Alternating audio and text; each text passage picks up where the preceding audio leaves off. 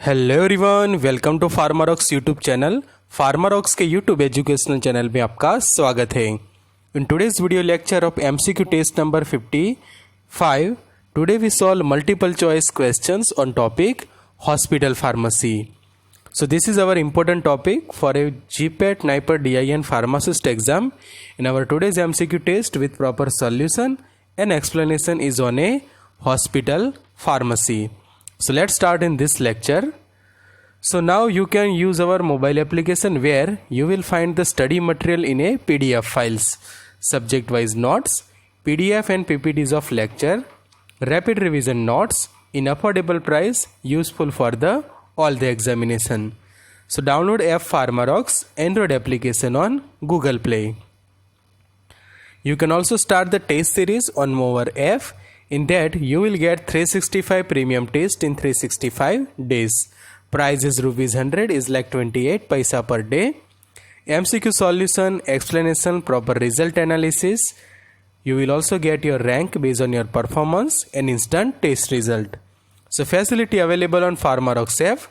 Download the Pharmarox Android application on Google Play. So test number 55, topic is a hospital pharmacy and subject is a hospital and community pharmacy. So here is the question number 1. The process of quickly obtaining an out of stock medication in urgent situation, final filter, code cart, bulk compounding log और emergency drug procurement. सो जब कोई condition होती है कि आपको quickly कोई medications चाहिए, so process of quickly obtaining an out of stock medication in urgent situation, कि जब अर्जेंट सिचुएशंस होती है तब जो आउट ऑफ स्टॉक मेडिसिन्स होती है उसको जो क्विकली ऑब्टेन करते हैं हम। ओके कि समझो कि फार्मेसी स्टोर के अंदर कोई ऐसी मेडिसिन है कि जिसकी अर्जेंट सिचुएशन में आपको ज़रूरत पड़ी है और उसका स्टॉक अवेलेबल करवाने की जो प्रोसीजर है उसको हम क्या कहेंगे? So that process is call a option number D, emergency drug procurement. Okay, so ये जो प्रोसेस है वो ज़रूरी है for the availability of medicines and medications in a urgent situation. So let's check the explanation of this MCQ. So emergency drug procurement, a person given emergency or accidental care for condition which require the immediate medical attention. कि समझो कि कोई accidental और emergency condition में medicine की ज़रूरत होती है, तो उस वक्त समझो कि कोई मेडिसिन आउट ऑफ स्टॉक है तो उसको अवेलेबिलिटी करवाने के लिए जो प्रोसेस है उसको कहा जाता है emergency drug procurement. So suffering from serious health condition or illness, drug may be dispensed on the oral prescription in an emergency situation. तो इमरजेंसी ड्रग प्रोक्योरमेंट जिसको कहा जाता है और ज़रूरत पड़ने पर ओरल प्रिस्क्रिप्शन को यूज़ करके भी डायरेक्टली जो मेडिसिन्स होती है वो प्रोवाइड की जाती है टू दैट पर्टिकुलर पेशेंट, और मेन उसका मोटिव होता है to save the life. Okay, to save the life of that particular patient. So इसके लिए ये ज़रूरत होती है इमरजेंसी ड्रग प्रोक्योरमेंट का। आगे सॉल्व करते हैं question number 2. Pharmacy procurement is in a charge of facilitating the procurement of medicines that met the prescribed safety and health standard at cost effective price. कि जो हमने बात की कि क्वेश्चन 2 सॉल्व करने से पहले ये एक पॉइंट काफ़ी इंपॉर्टेंट है, वो समझ लेते हैं कि जो भी हमारी बात हुई कि जो इमरजेंसी ड्रग प्रोक्योरमेंट की हम बात कर रहे हैं कि वो है सेफ्टी एंड हेल्थ के लिए। ओके, कि जब भी कोई इमरजेंसी कंडीशन में कोई पेशेंट एडमिट होता है इन हॉस्पिटल, तो हमारा मेन रोल होता है कि सेफ्टी। ओके, और उसके लिए समझो कि कोई आउट ऑफ स्टॉक भी मेडिसिन है तो उसको इमरजेंसी के अंदर अवेलेबल करवाया जाता है, और उसके लिए ज़रूरत है इमरजेंसी मेडिसिन प्रोक्योरमेंट, कि वो काफ़ी इम्पोर्टेंट है to save the life. Okay, so this is और ये एक इम्पोर्टेंट है कि कॉस्ट इफेक्टिव प्राइस के अंदर भी वो प्रोवाइड किए जाते हैं। A pharmacy procurement officer draft purchase order for the requirement medication for a pharmacy and ensure the orders are in par with the budgetary allocation, कि पेशेंट के लिए बजट में रहनी चाहिए एज वेल एज इमरजेंसी के अंदर वो available हो जाए to that particular patient. So this is regarding emergency drug procurement. आगे जानते हैं नेक्स्ट क्वेश्चन नंबर 2. वॉलेंटरी और involuntary removal of a drug product by the manufacturer usually pertaining to a particular shipment or lot number, that call code cart, IVPB, recall और none of these. So question ये है कि voluntary और involuntary removal of drug product by the manufacturer usually pertaining a particular shipment or lot number is called a option number D C recall.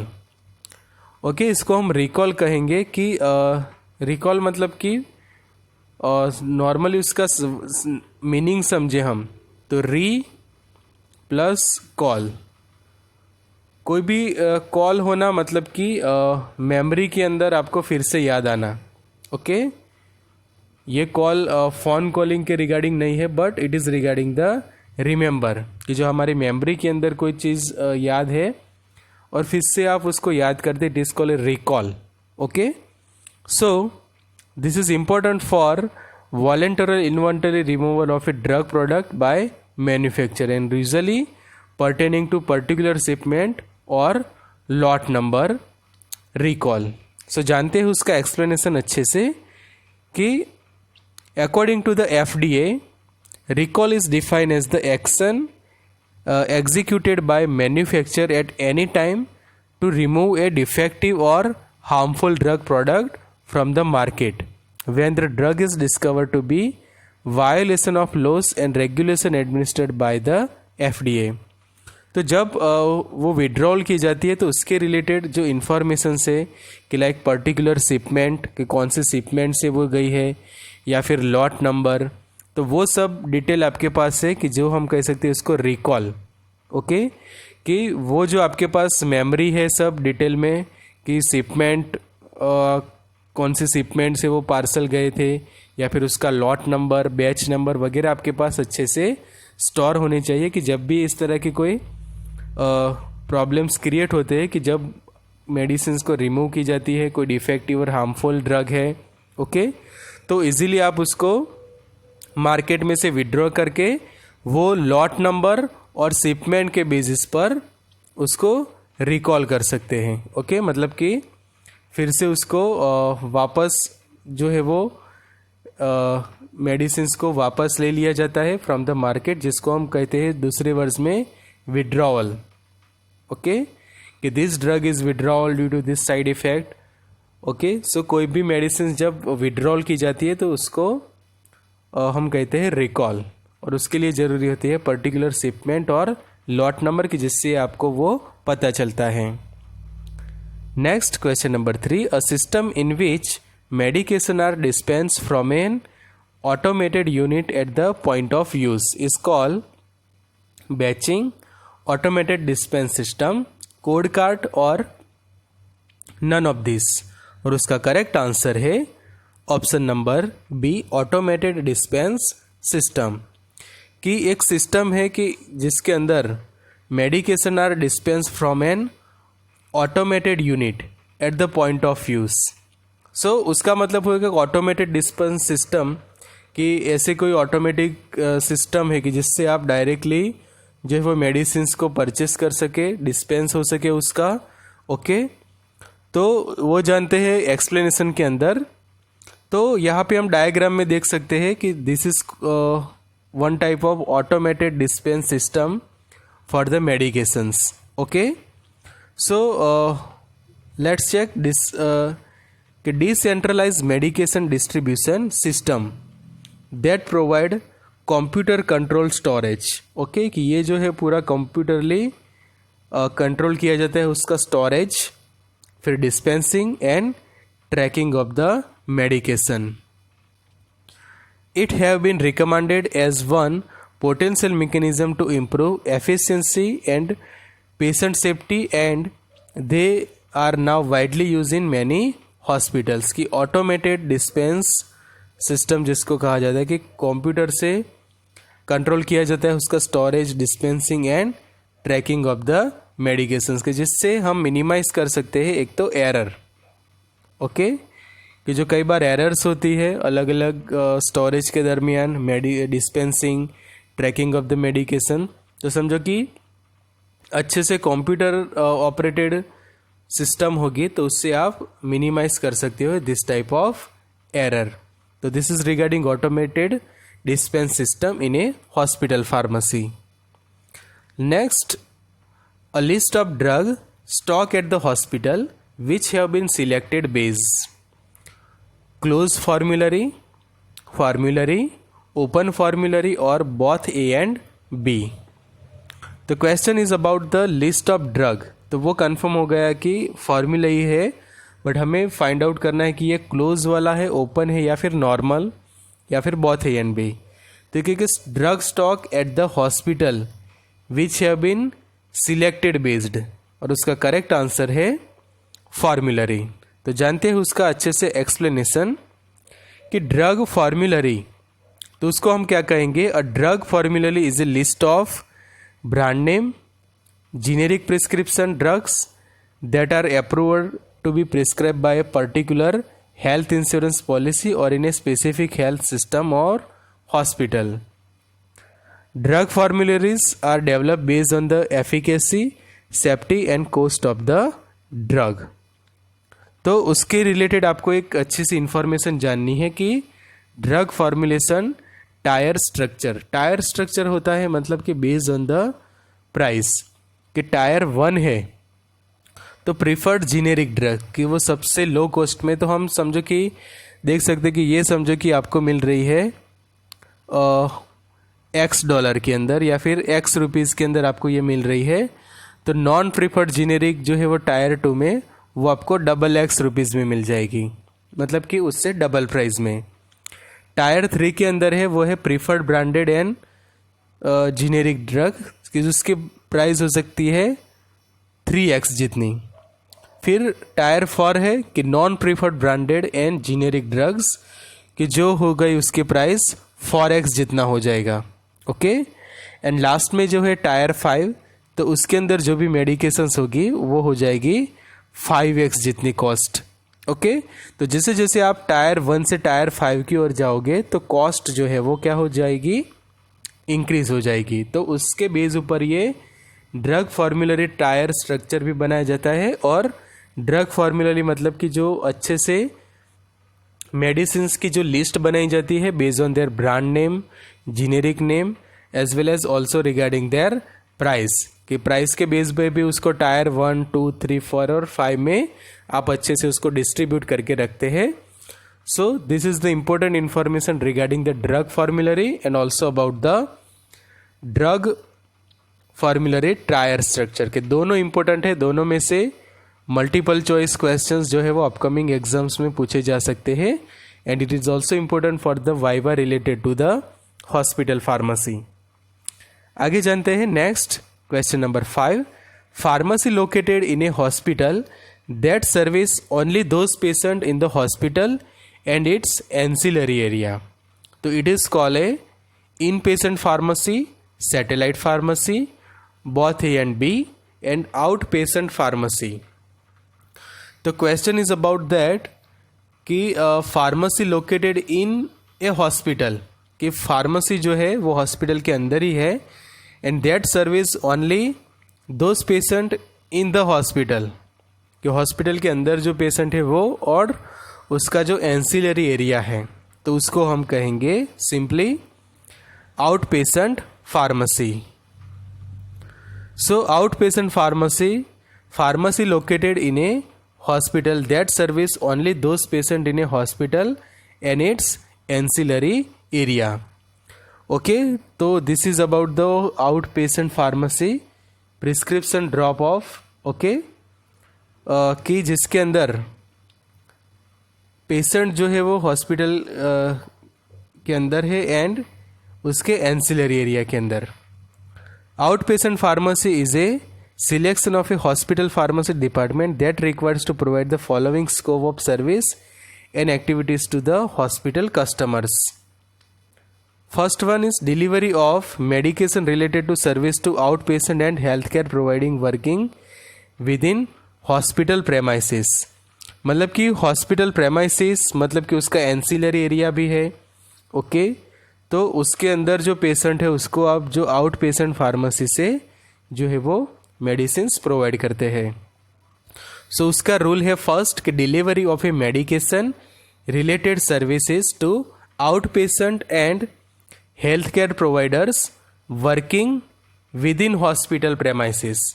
तो ये हो गया ancillary area भी उसका हॉस्पिटल प्रेमाइसिस हो गया and also the patients in a hospital.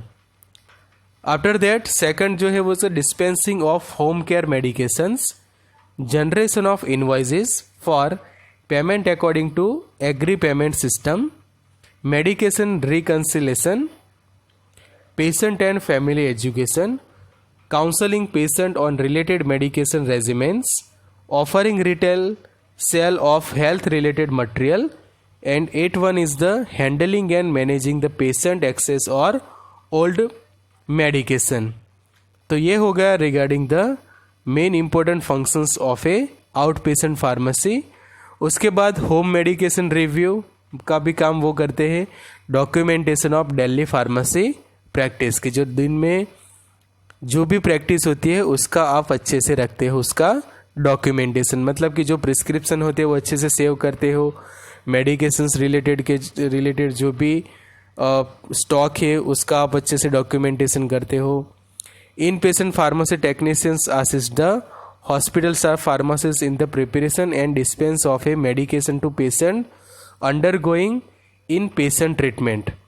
तो वो हो गया आउट पेशेंट का. अब इन पेशेंट फार्मेसी जो होती है उसका काम क्या है, तो assist the hospital staff pharmacist in preparation and dispensing of a medication to the patient undergoing in patient treatment मतलब कि जो पेशेंट के ट्रीटमेंट हॉस्पिटल के अंदर चालू है उनके लिए है ये inpatient pharmacy. They also do not collect payment for medication dispense और वो कोई पेमेंट कलेक्ट नहीं करते. So this is regarding the inpatient and outpatient pharmacy. Question number 6. The main inpatient pharmacy in a hospital that has a pharmacy satellite is called community hospital, central pharmacy, community central pharmacy or all of the above. And the correct answer is central pharmacy. So the main inpatient pharmacy in a hospital that has a pharmacy satellite. Okay, pharmacy satellite मतलब कि जो mini pharmacy हम कह सकते हैं कि जो small units of A pharmacy, तो उसको हम क्या कह सकते हैं, सेंट्रल फार्मेसी. सो अच्छे से जानते हैं उसका explanation. So what is central pharmacy? Another format is decentralize pharmacy where there is the main pharmacy in a central location but are also have a mini pharmacies call a satellite. Okay, कि उसके under में छोटी छोटी satellite pharmacies होती है कि जिसको mini pharmacies भी हम कह सकते हैं. तो that is a centrally operated central pharmacy located throughout the hospital at key patient care units. The type of the pharmacy depends on the size, needs, resources and focus of the hospital. So this is regarding the central pharmacy. आगे जानते हैं question number 7. A record of medication compounded in the pharmacy call a compounding log, Yule time log, bulk compounding log और both B and C. और उसका correct answer है option number C, bulk compounding log. So a record of medication compounded in the pharmacy, के pharmacy के अंदर जो medications का report जो है वो जो स्टोर किया जाता है, जो रिकॉर्ड रखा जाता है, उसको हम कहते हैं बल्क कंपाउंडिंग लॉग. आगे सॉल्व करते हैं नेक्स्ट क्वेश्चन. उससे पहले जानेंगे उसका explanation. So what is bulk compounding record? So date prepared, ingredient name, quantity use, lot number expiry date of a each ingredient, तो जिसको हम कहते हैं कि बल्क कंपाउंडिंग रिकॉर्ड। की जब बल्क के अंदर कोई कंपाउंडिंग होता है तो उसका रिकॉर्ड रखना जरूरी है कि कौन सी डेट को वो प्रिपेयर किया गया है, तो वो आप लिखोगे उसकी अच्छे से डेट। ओके, उसके बाद इंग्रेडिएंट का नाम, तो जो भी आपने इंग्रेडिएंट यूज़ किया है उसका अच्छे से आप लिखोगे नेम। फिर उसके क्वांटिटी की, कितनी क्वांटिटी के अंदर आप यूज़ करेंगे। फॉर एग्जांपल आपने कोई इंग्रेडिएंट यूज़ किया है कि पीसीएम है, ओके, तो उसकी डेट लिखोगे कि जो तारीख को आपने उसको यूज़ किया है कंपाउंडिंग के लिए, उसका नाम आ गया पीसीएम। क्वांटिटी समझो कि यूज़ की गई है 40 ग्राम, तो आप वो क्वांटिटी लिख लोगे। फिर लॉट नंबर की, जो उसके बैच नंबर या लॉट नंबर हो वो आप, फिर उसकी एक्सपायरी डेट जो भी है, तो ये सब आपको अच्छे से रिकॉर्ड में लिखना होता है। After that name and strength and total quantity of each batch की, मतलब कि पीसीएम आपने ली है तो कितनी स्ट्रेंथ में है, कि 500 mg है, ओके, या फिर 750 mg का डोज वाला है, तो वो आप अच्छे से उसकी स्ट्रेंथ भी मेंशन करना काफ़ी ज़रूरी है।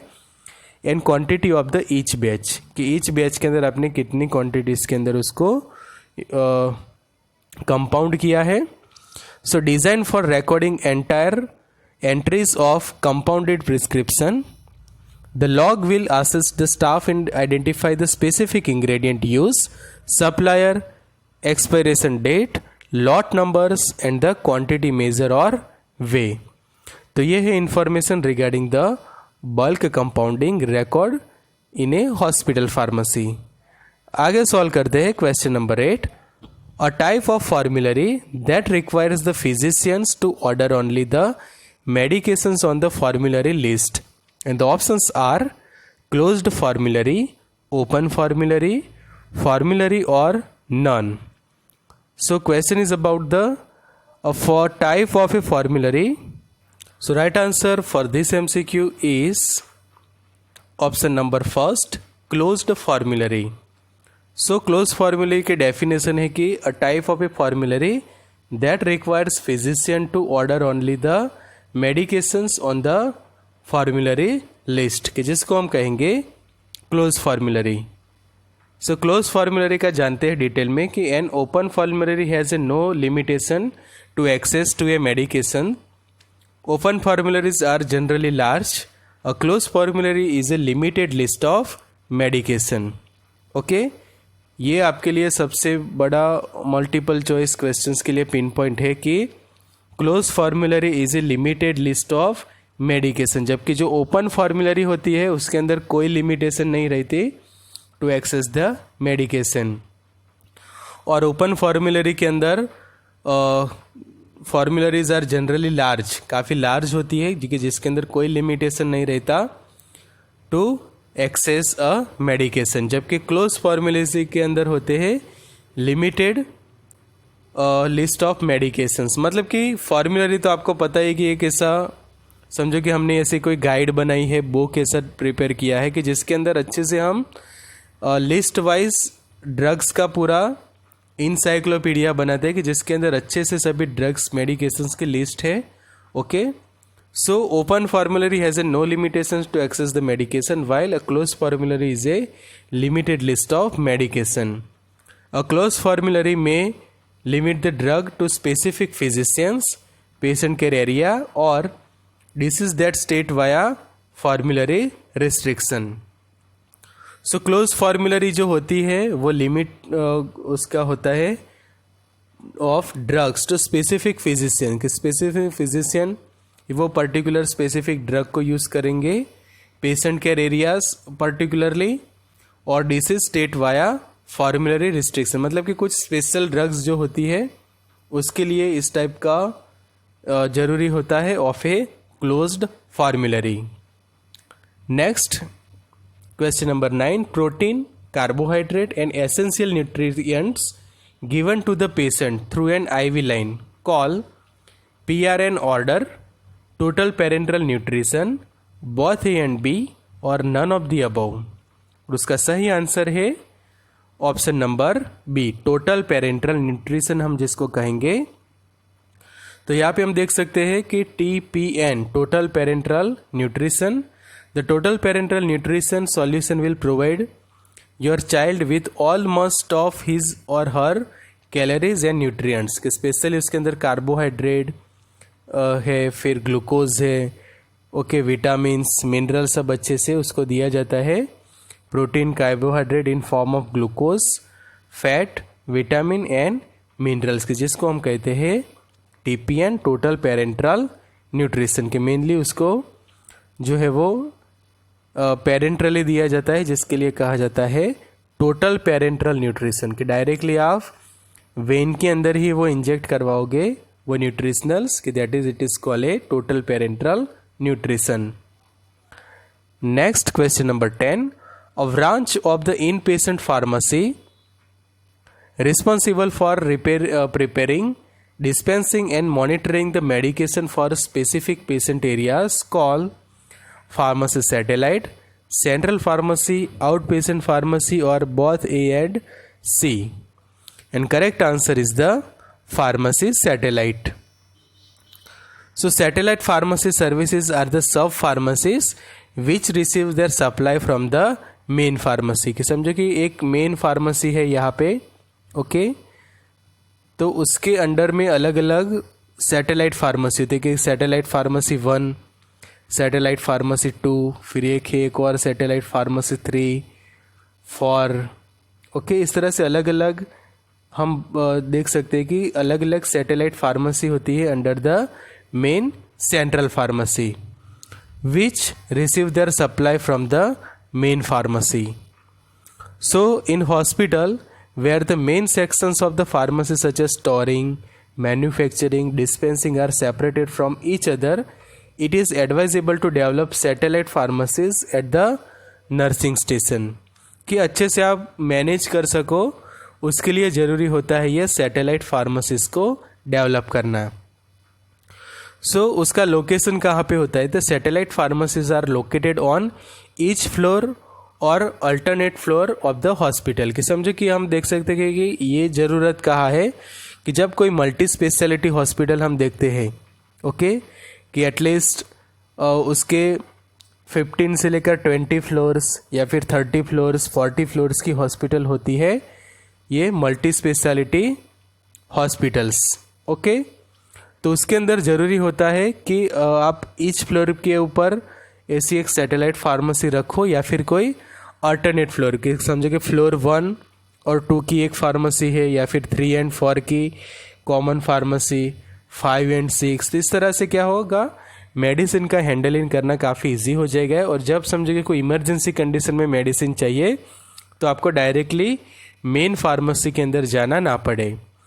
This concept is being adopted in very big hospitals which have a multi storeyed building in a single premises, कि एक ही प्रेमाइसिस है ये, बट उसके ऊपर एटलीस्ट ये इस बड़ा बिल्डिंग हो सकता है कि प्रेमाइसिस तो उसका इतना ही है, ओके, कि इसकी लेंथ और ये हो गई आपको उसकी विड्थ, बट उसकी जो हाइट आप देखो तो हो जाएगी एटलीस्ट 30 से 40 फ्लोर जितनी है उसकी हाइट, बट लेंथ और विड्थ एक ही प्रेमाइसिस का है। तो उसके लिए ज़रूरी होता है ये सैटेलाइट फार्मेसीज को डेवलप करना। So what are the advantages? Availability of pharmacist to the patient and nursing for the counselling, कि जब आपको नर्सिंग स्टाफ की या फिर फार्मासिस्ट की ज़रूरत है कि पेशेंट के लिए और नर्सिंग स्टाफ के काउंसलिंग के लिए, तो आप इजीली जो सैटेलाइट फार्मेसी है वहाँ से फार्मासिस्ट को भेज सकते हैं फॉर द प्रॉपर काउंसलिंग, कि जब भी कोई ज़रूरत पड़ती है इमरजेंसी के अंदर या फिर नॉर्मल कंडीशन में भी, जब भी फार्मासिस्ट की ज़रूरत है तो आप मेन फार्मेसी से बुलाने की जगह जो फ्लोर पे सैटेलाइट फार्मेसी है वहाँ से आप फार्मासिस्ट को बुला सकते हैं for the any type of counselling and requirement. Pharmacist at nursing station take patient drug history and monitor the patient for drug reaction, drug distributed efficiently, तो पेशेंट की हिस्ट्री लेने का काम फार्मासिस्ट कर सकते हैं। Then drug distribution time can be reduced, no error in a drug distribution. अब समझो कि फार्मासिस्ट ही ड्रग का डिस्ट्रीब्यूशन करवा रहा है अच्छे से, तो there is should be no chance of any error in a drug distribution, और drug distribution time can be reduce.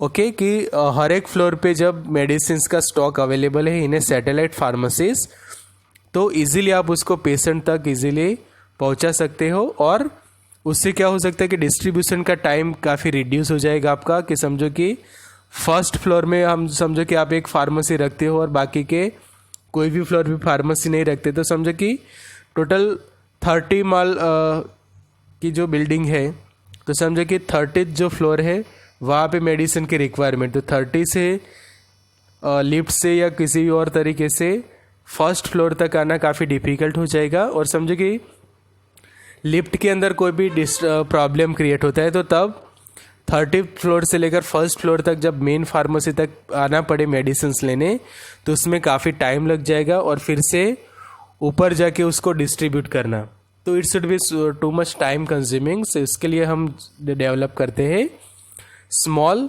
Mini pharmacies की, जिसको हम कहते हैं सैटेलाइट फार्मेसी, की जिसकी काफ़ी इंपॉर्टेंस है in a multi speciality hospitals.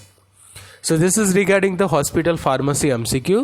Solve such more MCQ with proper solution in explanation in our online test series available on Pharmarox app.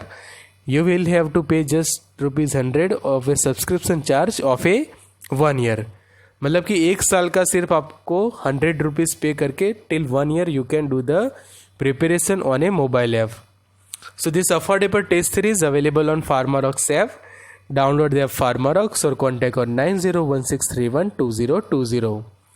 For more details, you can contact on 9016312020. You can also directly chat with a tutor on our mobile application also.